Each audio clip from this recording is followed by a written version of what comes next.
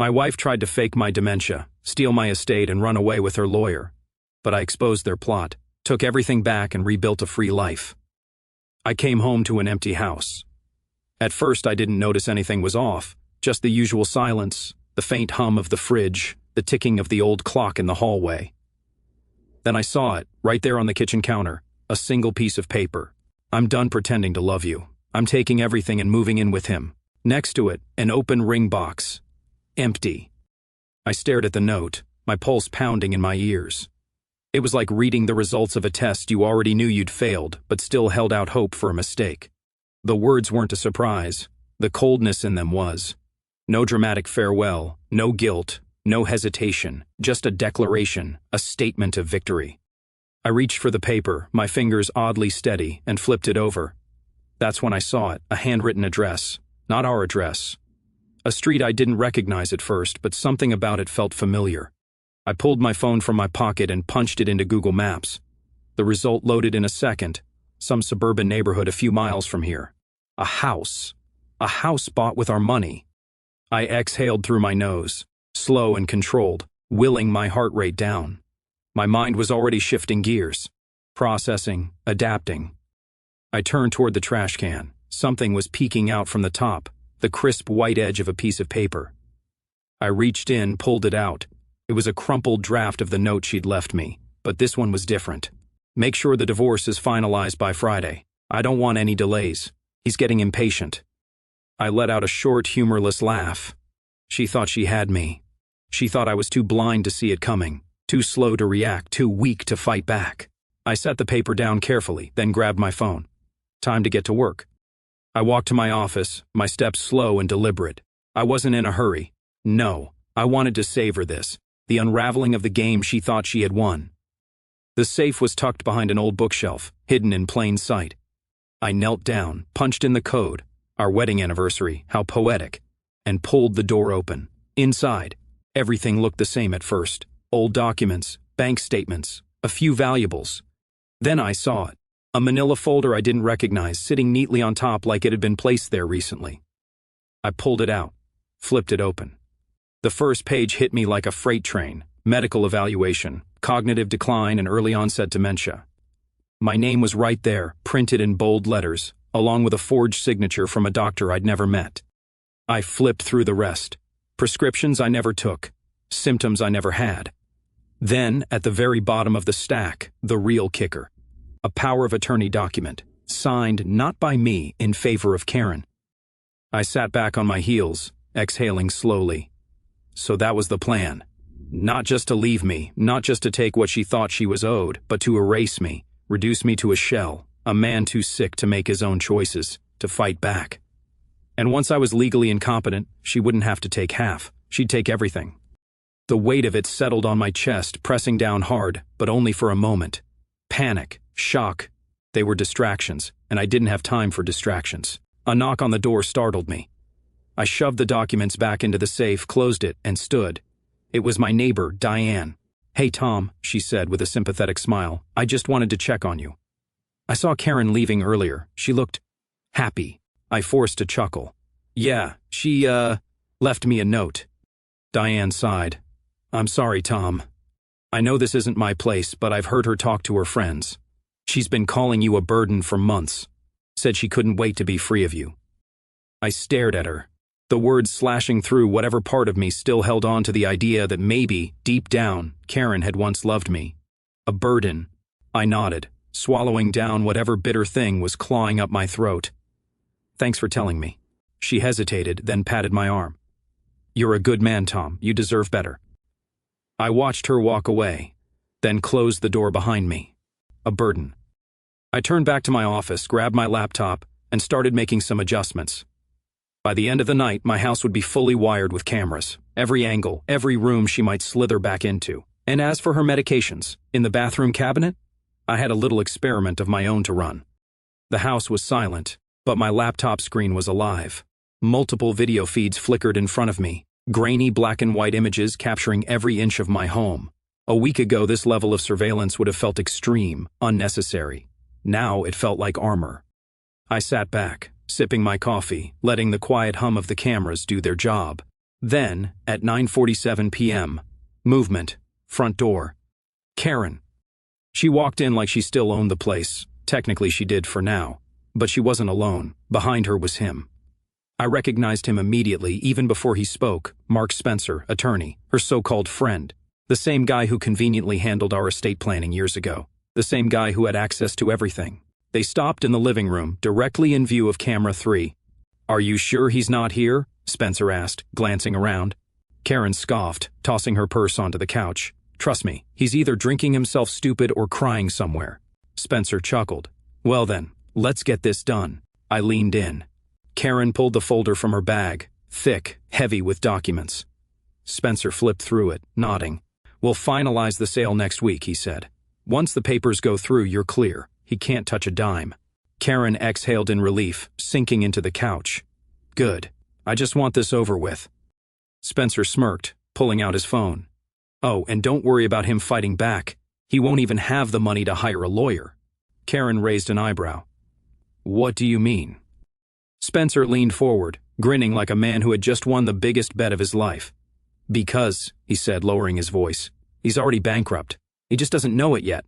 Something inside me snapped. I gripped the arms of my chair, forcing myself to breathe, to focus.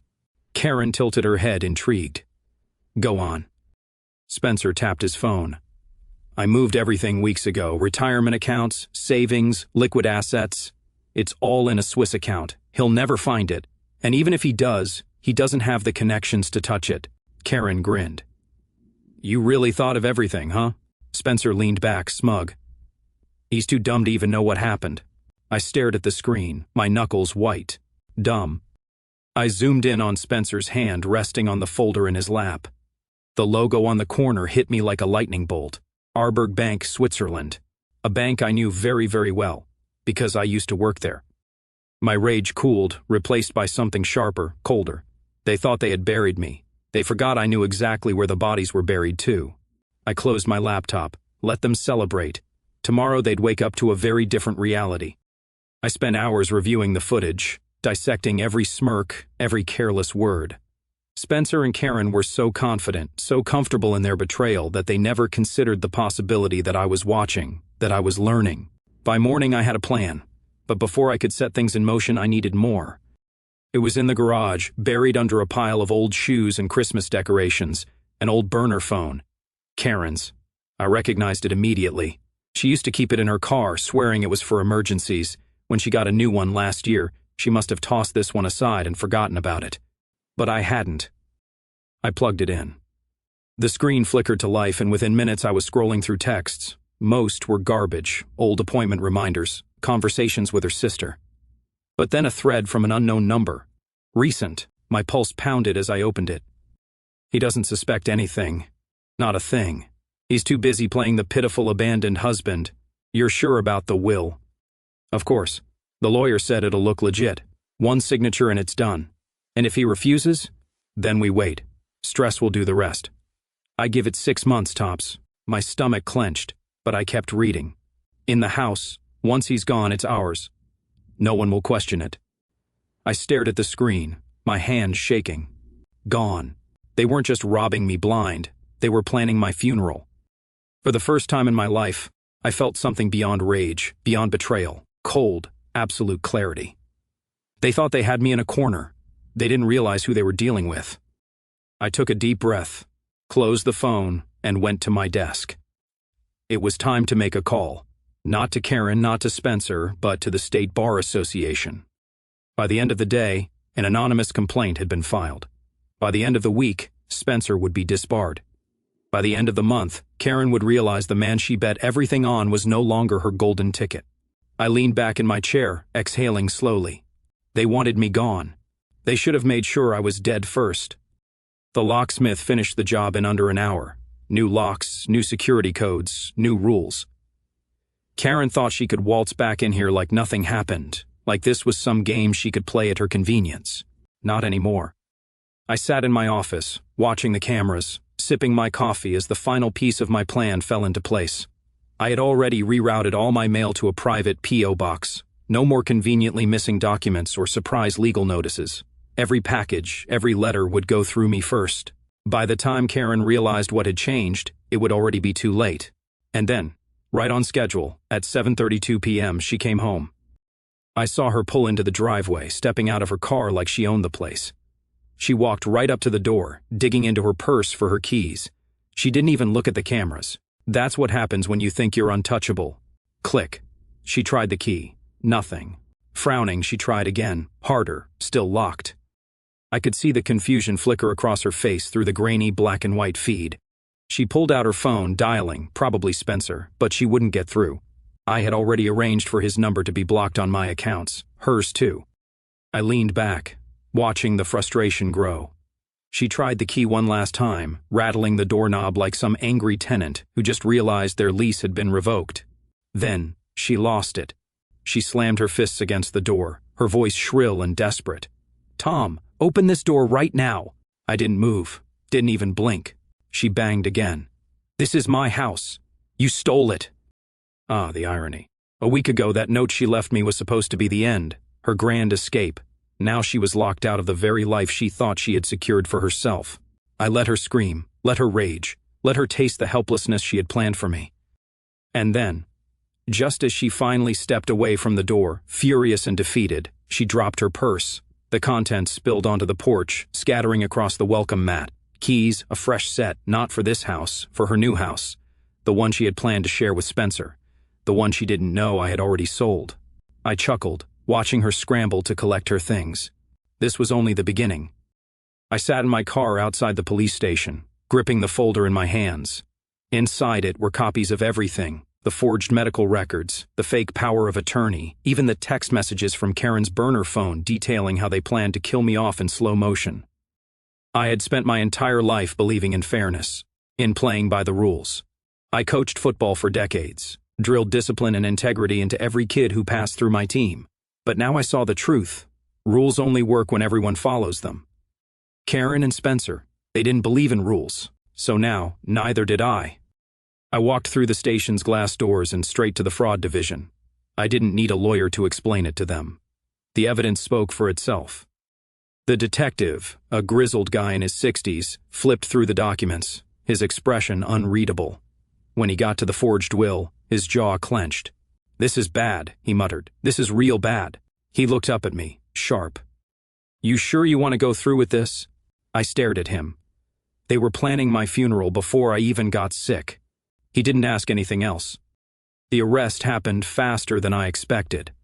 1 minute Spencer was sitting comfortably in his office, no doubt preparing another round of legal warfare against me. The next he was in cuffs, shoved into the back of a squad car.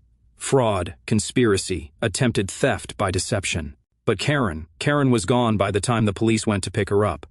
She had already disappeared. I wasn't surprised. I had cameras, but she had instincts, a lifetime of manipulating, twisting, escaping. She knew when to cut and run, and she had help.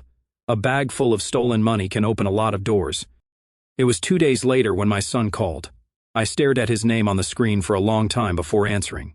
We hadn't spoken much in the past few years, not since Karen got her claws in his head, whispering poison. I hit accept. His voice was tight, furious. "What the hell did you do, Dad?" I exhaled, bracing myself. I did what I had to. Silence. Then the words that hit harder than any punch ever could. "Mom said you're a vindictive bastard. She said you destroyed her life for no reason." I closed my eyes, gripping the phone. "Mom said." "I know what Mom said." I cut him off, my voice steady. "What did she show you?" He hesitated. "Nothing. Of course. Because Karen's entire empire was built on words, not proof. She always knew how to control the story." I took a slow breath. "Let me guess. She told you I cheated her out of everything, that I left her penniless, that I turned the police on her." Silence. "No," I said. "She did that herself." I heard his breathing on the other end, the hesitation, the confusion. Then he said something I wasn't expecting. "She left," he admitted, voice quieter now. "Took a bag and disappeared." I sat up. "Where?" "I don't know," he muttered. "She wouldn't tell me, just said she needed to get away before you ruined everything." Of course. Karen knew she couldn't charm her way out of this one. The net was closing in. But she wasn't just running, she was regrouping. That's when I knew this wasn't over, not yet. That night, I went through the cameras one last time. I watched the footage of her last moments in the house, the way she stormed out with that black suitcase, clenched in her fist like a lifeline. I zoomed in. At first, it was just a pile of neatly folded clothes, money. Then something else. A file, thin but deliberate, placed on top of everything else like it was the most important thing in the world. I enhanced the image. My stomach twisted. It wasn't just a file. It was a collection of photos, of me. I clicked through the angles, the way they were organized, the notes scribbled in the margins. It didn't take long to piece it together. This wasn't just about taking my money. She had been watching me, studying me, planning for me to die. And then, at the very bottom of the page, scrawled in Karen's handwriting, the words that sent ice through my veins. Target, stroke before 60. I closed the laptop, staring into the dark. She wasn't just running. She was waiting for me to break. Too bad for her, I was just getting started. Courtrooms aren't like the movies. There's no dramatic music, no perfectly timed gasps from the audience, just a cold, sterile space where lives get dissected under fluorescent lights. Karen sat across from me, her hair styled, her makeup perfect. She still had that same look in her eyes, the one she always had when she needed to win. She thought she had something. She thought she could still play the game. The judge flipped through the evidence I had submitted. Hours of security footage, financial records, the fraudulent medical documents, the forged power of attorney, the messages. Every dirty little trick she had tried. Her lawyer, not Spencer, obviously, since he was still sitting in a jail cell, was trying to spin it. Your Honor, my client was under extreme emotional distress. Her actions, the judge interrupted, included attempting to steal her husband's estate, forging medical records, and conspiring with her legal counsel to defraud him. Would you like me to continue? The lawyer shut up. Karen clenched her jaw, but she wasn't done. Not yet. She reached into her bag, pulled out a stack of old letters. I already knew what they were before she even spoke. Your Honor, she said, her voice steady. These are letters written by my husband years ago. They show a history of neglect, of emotional manipulation. She turned to me, eyes narrowed. He was never the saint he pretends to be. She handed them to the judge, her chin tilted in defiance. For a moment there was silence. Then I chuckled. Just once. Karen flinched like she'd been slapped. The judge glanced at me. Mr. Callahan? I nodded. Your Honor, I'd like to submit an additional piece of evidence. I reached into my briefcase and pulled out a single document, a background report. The judge skimmed it. His expression darkened. Is this correct? Oh, it's very correct. I turned toward Karen, and for the first time in her life, she looked nervous. Your Honor, let's talk about my wife's emotional distress, specifically the man she conspired with. I tapped the document. Mark Spencer, real name Marcus Spencer Dalton. He served 8 years for fraud before changing his identity and getting a fake law degree. Karen's face drained of color. He conned other victims, including his previous employer. Oh, and that Swiss bank account? It wasn't in her name. It wasn't even in mine. It was his. The courtroom buzzed. Karen's lawyer looked like he wanted to throw up. I wasn't done, Your Honor. I placed a small leather-bound book on the table. Karen's journal, the one she had so carefully hidden away for years. The judge opened it, flipping through the pages. His face was unreadable. Then he read aloud. Marrying Tom was the smartest thing I ever did. He doesn't know it, but his father's estate is the real prize. I'll put up with the boring years if it means I get every last cent. Karen froze. The silence was deadly. I turned to her, my voice calm. You married me for my father's inheritance. You admitted it in your own words. Her breath hitched. The judge set the book down, his gaze sharp. I've heard enough. He turned to Karen's lawyer. If your client wishes to avoid additional charges, I'd suggest a settlement.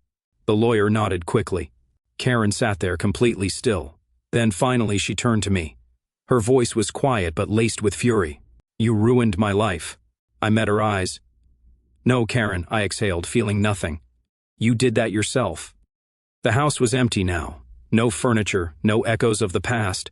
Just a hollow shell of what used to be a home. I stood in the doorway, letting the silence settle around me. I had lived here for over 20 years, built a life here, built a lie here. Now it wasn't mine anymore. The sale went through yesterday. The papers were signed, the money transferred. The new owner would move in by the end of the week. I didn't care. I had somewhere better to be. The trailer wasn't much.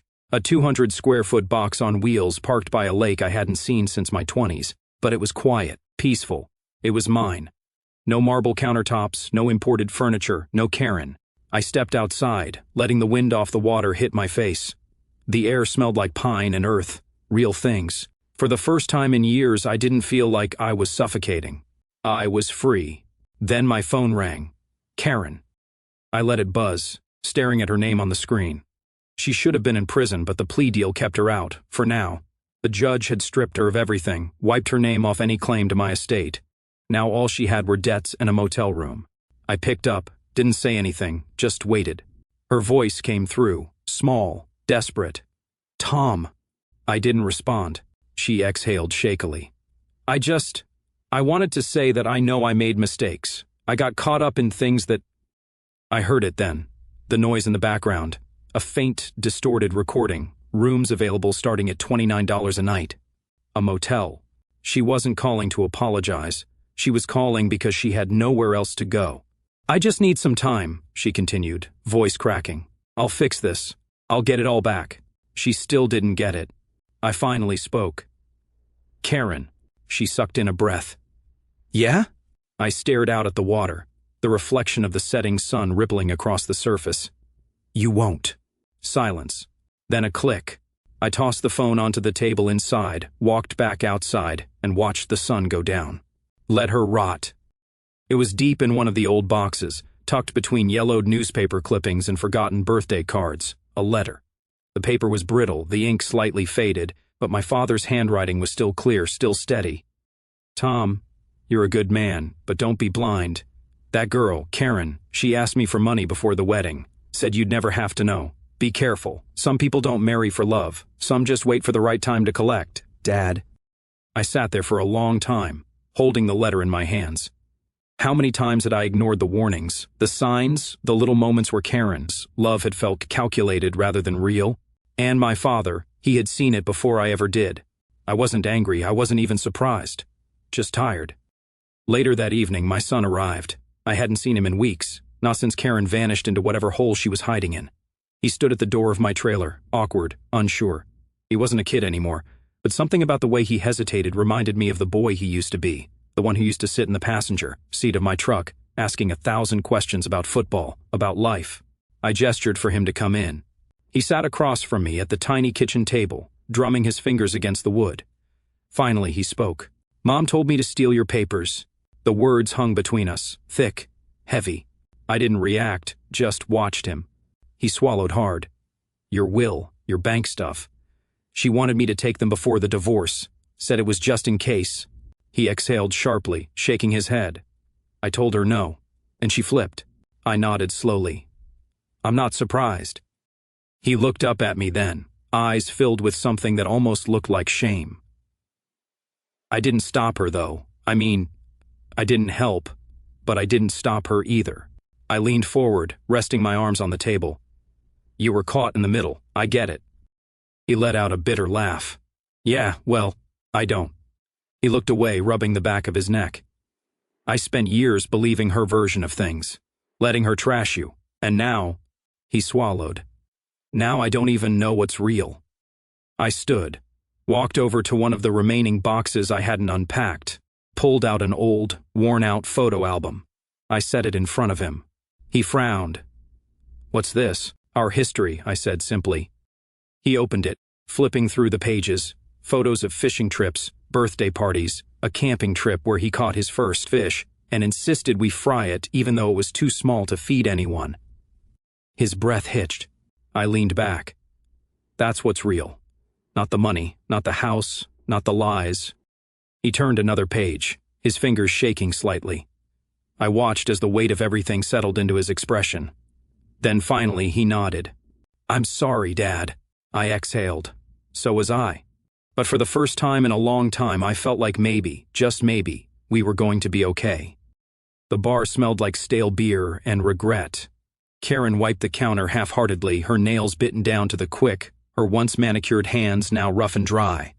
The bartender job wasn't forever, she told herself, just temporary, just until she figured things out. She had been somebody once. Now she served drinks to nobodies. The television mounted in the corner flickered with muted news coverage. Another story about some politician screwing up. Some celebrity divorce. The usual. She barely glanced at it. Then the segment changed. She heard a name she hadn't heard in weeks. Her hand tightened around the rag. On the screen, the camera panned over a lakeside property. Rustic cabins scattered along the shoreline. Veterans in wheelchairs, some with prosthetic limbs, sat by a fire pit laughing. A reporter stood in the center of it all, holding a microphone. Behind her, a large wooden sign, Camp Callahan, honesty is our currency. And then, me. Tom. Smiling, shaking hands with a group of veterans. I looked healthy, strong, like a man who had walked through fire and come out the other side untouched. Karen's stomach twisted into a knot. A customer at the bar, a middle-aged guy nursing his whiskey, glanced up at the screen. "Hey," he said, pointing. "Ain't that the guy from the papers? The one whose wife tried to rob him blind?" Karen's grip on the rag went slack. Another patron leaned in, watching. "Yeah, that's him. Hell of a comeback, huh?" Karen turned away, pretending to focus on the cash register, but her pulse pounded. This wasn't how it was supposed to go. He was supposed to be broken. He was supposed to be miserable, drowning in the mess she had left behind, crawling back, begging. Instead, he was thriving. On the screen, I spoke into the mic, my voice calm, steady. "This place isn't just for me. It's for every veteran who's ever felt lost, who's ever needed a second chance." The customers in the bar nodded approvingly. One of them raised his glass. "Good man," he muttered. Karen's face burned. She reached for a glass and started scrubbing it so hard it nearly cracked in her grip. The TV cut back to the reporter, smiling. An incredible turnaround for a man who nearly lost everything. Karen's jaw clenched. She had lost everything. And he built something better. She slammed the glass onto the counter and stormed toward the back, pushing through the employee door. Outside in the dim glow of the parking lot, she leaned against the wall, her breath coming fast. For the first time, it hit her. Tom wasn't looking back, and no one was coming to save her. The envelope was thin, unmarked, no return address, just my name written in Karen's familiar looping handwriting. I almost threw it away, but I didn't. Instead, I took it inside, sat down at my small kitchen table, and slid my finger under the flap. Inside was a single key and a note. "I'm sorry. The house was always yours." That was it. No long-winded apology, no desperate plea for redemption, just those two sentences. I turned the key over in my palm. It was for our old house, the one she fought so hard to steal, the one she was willing to commit fraud, betrayal, even murder for. Now she was giving it back. I exhaled, shaking my head. Too little, too late. A knock at the door pulled me from my thoughts. I opened it to find my son standing there, hands in his jacket pockets, his expression unreadable. I stepped aside, letting him in. He sat across from me, his eyes drifting to the envelope on the table. "Did you hear?" he asked, voice quiet. I didn't have to ask what he meant. I already knew. Still, I let the silence stretch. Finally, he swallowed. "She's dead." I nodded once. Not in shock, not in grief, just acknowledgement. "Alcohol," he added after a pause. "Liver failure." I ran my thumb over the key, feeling its worn edges. The weight of it in my palm felt meaningless. "She was at some run-down motel," he continued. "No friends, no money." He hesitated. "No one even knew she was sick." Another long silence. Then, "She used to be happy, right?" He looked up at me, frowning. "Before everything?" I let out a slow breath, staring past him, past the walls of my small trailer, past the years of damage she had left behind. "I don't know," I admitted. "Maybe." He nodded, digesting that, then glanced back at the key. "So what are you going to do with it?" I stood up without a word, walked outside to the lake. My son followed, shoving his hands deeper into his pockets. The water was calm, reflecting the setting sun like glass. I turned the key over one last time, feeling the cold metal against my skin. Then, without hesitation, I threw it. It hit the surface with a soft splash, disappearing beneath the ripples. For a moment, we just stood there, watching the water smooth over like it had never been disturbed at all. After a long pause, my son sighed. "You're not happy, are you?" I glanced at him. "No," I said honestly. "But I'm alive." He nodded, kicking at the dirt. "That's enough," he murmured. I watched the sun slip lower beyond the trees, the sky fading to deep orange. Yeah, it was enough.